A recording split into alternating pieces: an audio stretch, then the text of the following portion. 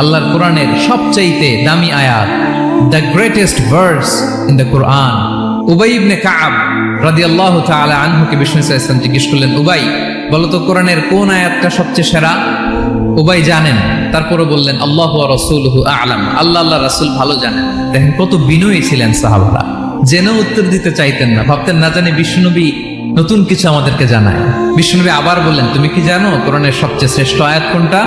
এবার উবাই ভাবলেন এবার আমি উত্তরটা দিয়েই দেই। তিনি বললেন আয়াতুল কুরসি, আল্লাহু লা ইলাহা ইল্লা হুয়াল হাইয়ুল কাইয়ুম, এটা শ্রেষ্ঠ আয়াত। বিষ্ণুনবী খুশি হয়ে উবাই ইবনে কাবের বুকে একটা চাপড় মারলেন, এরকম আদরের চাপড় দিয়ে বললেন, লিয়াহনিকাল ইলমু ইয়া আবুল মুনজির, হে আবুল মুনজির, জ্ঞান এবং প্রজ্ঞা তোমার জন্য মোবারক হোক, তুমি ঠিক বলেছো। সুবহানাল্লাহ পড়া।